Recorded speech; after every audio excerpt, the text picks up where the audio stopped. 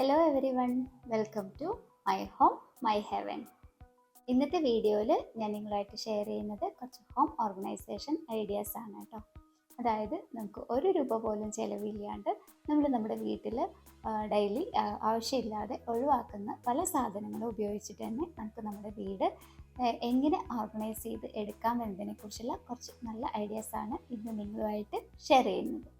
അപ്പോൾ എന്നും പറയുന്ന പോലെ തന്നെ വീഡിയോ ഇഷ്ടമായാൽ ലൈക്ക് ചെയ്യാനും ഷെയർ ചെയ്യാനും കമൻറ്റ് ചെയ്യാനും ഒന്നും മറക്കരുത്. ഒപ്പം തന്നെ സബ്സ്ക്രൈബ് ചെയ്യാതെ വീഡിയോ കാണുന്ന ആരെങ്കിലും ഉണ്ടെങ്കിൽ സബ്സ്ക്രൈബ് ചെയ്ത് സപ്പോർട്ട് ചെയ്യാനും മറക്കരുത് കേട്ടോ. അപ്പോൾ നമുക്ക് നേരെ ഇന്നത്തെ വീഡിയോയിലേക്ക് പോവാം. അപ്പോൾ ആദ്യം തന്നെ കാണിക്കുന്നത് നമ്മുടെ കർട്ടനുകളൊക്കെ നല്ല ഭംഗിയായിട്ട് ടൈ ചെയ്തെടുക്കാൻ വേണ്ടിയിട്ട് നമുക്ക് ഫോളോ ചെയ്യാൻ പറ്റുന്ന ഒരു കാര്യമാണ് കേട്ടോ. അപ്പോൾ അതിന് വേണ്ടിയിട്ട് നമുക്ക് വേണ്ടത് ഇതുപോലൊരു വളയാണ്. നമുക്ക് എല്ലാവരുടെയും വീട്ടിലുണ്ടാവുന്ന ഒന്നാണല്ലോ. അപ്പോൾ ആവശ്യമില്ലാത്ത പഴയതായിട്ടുള്ള ഒരു വള എടുക്കാം. പിന്നെ വേണ്ടത് 2 ത്രെഡാണ് വേണ്ടത്. അപ്പോൾ ഞാനിവിടെ എടുത്തിട്ടുള്ളത് ജൂട്ടിൻ്റെ ത്രെഡാണ് എടുത്തിട്ടുള്ളത്. ഇനി ഇതല്ല, അല്ലാതെ ഏത് ത്രെഡ് വേണമെങ്കിലും എടുക്കാം, അല്ലെങ്കിൽ റിബൺ ടൈപ്പോ അങ്ങനെ ഏത് വേണമെങ്കിലും നമുക്ക് എടുക്കാം കേട്ടോ. അപ്പോൾ അതിന് എടുത്തതിന് ശേഷം ഇതുപോലെ നമ്മൾ ഈ വളയിൽ ജസ്റ്റ് ഒന്ന് കെട്ടി എടുക്കാം.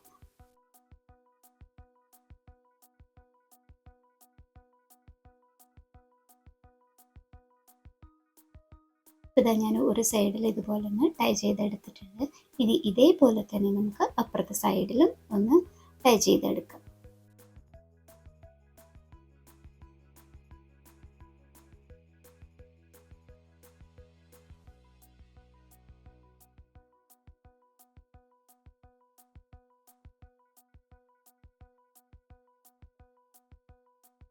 ഇപ്പോൾ ഇതാ നമ്മുടെ കർട്ടൻ നല്ല ഭംഗിയായിട്ട് ടൈ ചെയ്തെടുക്കാനുള്ളത് റെഡി ആയിട്ടുണ്ട്. ഇനി നമുക്കിത് എങ്ങനെയാണ് കർട്ടനിൽ കെട്ടുന്നതെന്ന് നോക്കാം കേട്ടോ.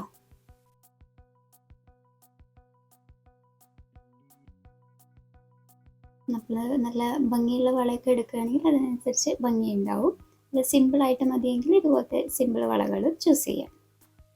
അപ്പോൾ ഈ വള നമ്മൾ ഫ്രണ്ടിൽ ഇങ്ങനെ കാണുന്ന രീതിക്ക് വെച്ചതിന് ശേഷം ഈ 2 കയറും ബാക്കിലേക്ക് പിടിച്ചിട്ട് നല്ല ഭംഗിയാക്കിയിട്ടൊന്ന് കെട്ടിയെടുക്കും.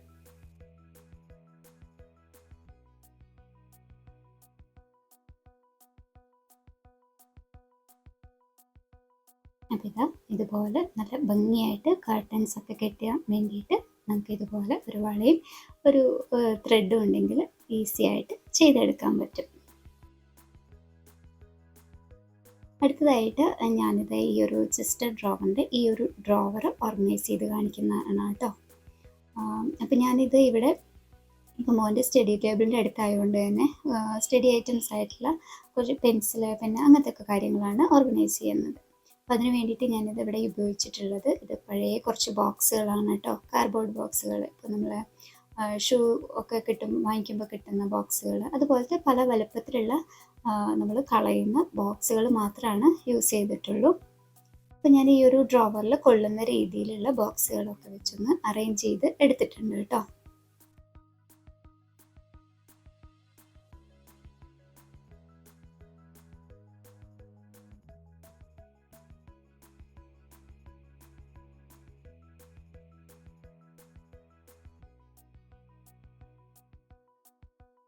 ഇതുപോലത്തെ ചെറിയ ബോക്സുകളൊക്കെ പൊതുവേ നമ്മൾ വലിയ ഉപകാരമൊന്നുമില്ല എന്ന് പറഞ്ഞിട്ട് കളയുന്ന സാധനങ്ങളാണ്. പക്ഷേ ഇതുപോലത്തെ ഒരു ഡ്രോവറൊക്കെ ഓർഗനൈസ് ചെയ്തെടുക്കാൻ വേണ്ടിയിട്ട് ഇതുപോലത്തെ കുഞ്ഞു ബോക്സുകൾ വരെ നമുക്ക് യൂസ് ചെയ്യാൻ പറ്റും. പിന്നെ ഞാൻ ഇതിൽ ഓരോ ഐറ്റംസ് ആയിട്ട് അറേഞ്ച് ചെയ്ത് വെക്കുകയാണ്.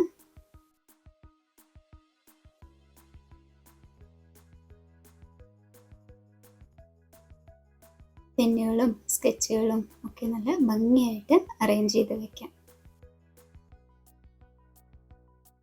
ഈ ഒരു സ്പേസിൽ ഞാൻ കുറച്ച് ചെറിയ ഐറ്റംസ് കൂടെ വെക്കാനുണ്ട്. അപ്പം അതിന് വേണ്ടിയിട്ട് ഞാൻ യൂസ് ചെയ്തിട്ടുള്ള ഇതുപോലത്തെ ഡിസ്പോസിബിൾ ഗ്ലാസ് ആണ് കേട്ടോ.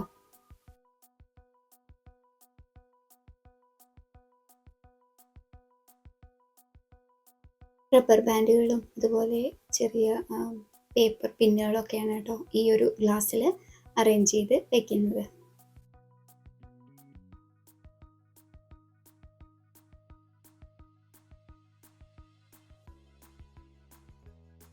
ബാക്കിയുള്ള ഏരിയയിൽ ബാക്കി സ്റ്റഡി ഐറ്റംസ് ആയിട്ടുള്ള പിന്നെ സ്റ്റാപ്ലർ അങ്ങനത്തെയൊക്കെ സാധനങ്ങളുണ്ടല്ലോ, പെൻസിൽ, അങ്ങനെയെല്ലാം ഓരോ ബോക്സുകളിലാക്കിയിട്ട് അറേഞ്ച് ചെയ്ത് വെച്ചിട്ടുണ്ട്. ഇത് ബോക്സ് കംപ്ലീറ്റ് ആയിട്ട് ഓർഗനൈസ് ചെയ്തെടുത്തു. വളരെ ഭംഗിയായിട്ട് നീറ്റായിട്ടും ഓരോ ഐറ്റംസും നമ്മൾ സെപ്പറേറ്റ് ചെയ്ത് അറേഞ്ച് ചെയ്ത് വെച്ചിട്ടുണ്ട്. പ്രത്യേകിച്ച് വിലപിടിപ്പുള്ള ഒരു ഓർഗനൈസർ നമ്മൾ യൂസ് ചെയ്തിട്ടില്ല, പക്ഷെ നല്ല ഭംഗിയായിട്ടും നമുക്ക് ഈസി ആയിട്ട് യൂസ് ചെയ്യാൻ പറ്റുന്ന രീതിയിലും അറേഞ്ച് ചെയ്തെടുത്തിട്ടുണ്ട്. അടുത്തായിട്ട് കാണിക്കുന്നത് നമ്മുടെ എല്ലാവരുടെയും വീട്ടിൽ ഇതുപോലെ കുറേ ചാർജറുകളൊക്കെ ഉണ്ടാവും അല്ലേ. പ്രത്യേകിച്ച് കുറച്ച് വലിയ ലാപ്ടോപ്പിൻ്റെ ഒക്കെ പോലത്തെ ചാർജറുകൾ, അതായത് എപ്പോഴും നമ്മൾ യൂസ് ചെയ്യാത്ത കുറേ ഐറ്റംസ് ഒക്കെ ഉണ്ടാവും. ഇത് നല്ല ഭംഗിയായിട്ട് ഓർഗനൈസ് ചെയ്ത് വയ്ക്കാൻ ഭയങ്കര ബുദ്ധിമുട്ടാണ് അല്ലേ. അപ്പോൾ അതിന് വേണ്ടിയിട്ട് നമുക്കിത് ഇതുപോലത്തെ പേപ്പറുകൾ മാത്രം മതി, കുറച്ച് കട്ടിയുള്ള ഒരു പേപ്പറുകൾ. ഈ ഒരു പേപ്പർ വെച്ചിട്ട് നമുക്കിതെങ്ങനെ ഓർഗനൈസ് ചെയ്യണമെന്ന് നോക്കാം കേട്ടോ. അതിന് വേണ്ടിയിട്ട് നമ്മളിതാ ഈ ഒരു കേബിളുകൾ ഇതുപോലെ പേപ്പറിൽ വെച്ചിട്ട് നമ്മൾ ജസ്റ്റ് ഒന്ന് റോൾ ചെയ്തെടുക്കുക. അപ്പോൾ നമ്മൾ ഓരോ കേബിളിൻ്റെയും വലുപ്പത്തിനനുസരിച്ചിട്ട് നമ്മൾ ഇതുപോലെ പേപ്പർ മടക്കിയിട്ട് ജസ്റ്റ് പേപ്പർ എക്സ്ട്രാ വരുന്ന ഭാഗം നമുക്ക് കട്ട് ചെയ്ത് കളയാം.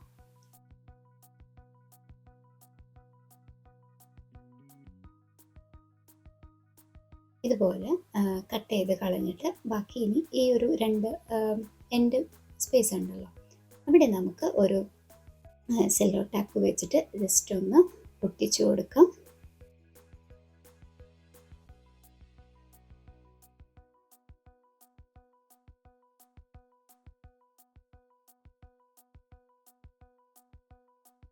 സെല്ലോ ടാപ്പ് വെച്ചിട്ട് ഇതുപോലെ ഒന്ന് ഒട്ടിച്ചു കൊടുക്കുകയാണ് കേട്ടോ.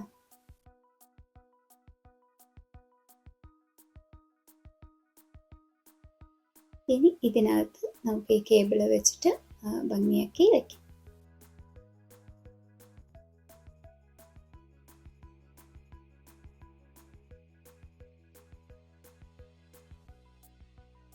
ഞാനിതാ ഇപ്പോൾ ഇവിടെ എല്ലാ കേബിളുകളും ഇതുപോലെ റെഡിയാക്കി എടുത്തിട്ടുണ്ട്.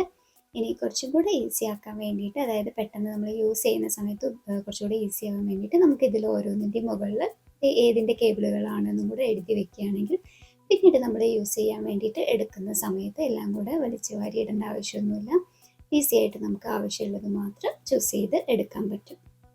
ഇനി ഇത് നമ്മളൊരു ബോക്സിലോ അല്ലെങ്കിൽ കബോർഡിൻ്റെ ഒരു കോർണറിലോ ഒക്കെ ആയിട്ട് വെക്കുമ്പോൾ വളരെ കുറച്ച് സ്പേസിൽ തന്നെ നമുക്കിത് ഭംഗിയായിട്ട് വെക്കാൻ പറ്റും. അടുത്തായിട്ട് നമ്മൾ നമ്മുടെ കിച്ചണിലും കബോർഡുകളിലൊക്കെ അറേഞ്ച് ചെയ്ത് വെക്കാൻ ഏറ്റവും ബുദ്ധിമുട്ടുള്ള ഒരു കാര്യമാണ് ഇതുപോലത്തെ ബോട്ടിലുകൾ അല്ലേ.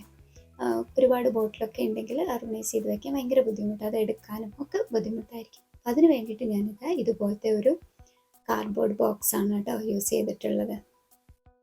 അപ്പോൾ അതിൻ്റെ എക്സ്ട്രാ വരുന്ന പാർട്ടൊക്കെ കട്ട് ചെയ്ത് കളഞ്ഞിട്ട് ഇതുപോലെ ആക്കി എടുത്തിട്ടുണ്ട്. ഇനി നമുക്ക് ഇതുപോലെ ബോട്ടിലുകളെല്ലാം തന്നെ ഇതിനകത്ത് അറേഞ്ച് ചെയ്ത് വെക്കാം. ഇങ്ങനെ വെക്കുന്ന സമയത്ത് നമുക്ക് പെട്ടെന്ന് ബോട്ടിലുകൾ എടുക്കാനും ഒക്കെ സൗകര്യമായിരിക്കും. മറ്റേ നമ്മൾ കബോർഡിൽ ഒരു കോർണർ സ്പേസിൽ പോയി കഴിഞ്ഞാൽ ആ കോർണറിൽ ഇരിക്കുന്ന ബോട്ടിലൊന്നും പിന്നെ നമ്മൾ കാണുകയില്ല, എടുക്കാനും ഒക്കെ ബുദ്ധിമുട്ടായിരിക്കും. ഇതുപോലെ വെക്കുകയാണെങ്കിൽ എല്ലാ ബോട്ടിലും നമുക്ക് വിസിബിൾ ആവുകയും ചെയ്യും, ഈസി ആയിട്ട് എടുക്കുകയും ചെയ്യാം.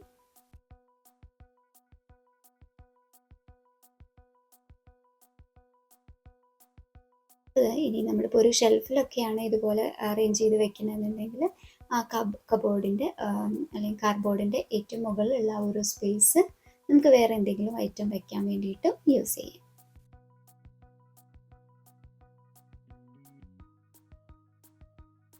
അപ്പോൾ ഇത്രയും ബോട്ടിൽ തന്നെ വളരെ കുറച്ച് സ്പേസിൽ വളരെ ഭംഗിയായിട്ട് തന്നെ നമ്മൾ അറേഞ്ച് ചെയ്ത് എടുത്തിട്ടുണ്ട്.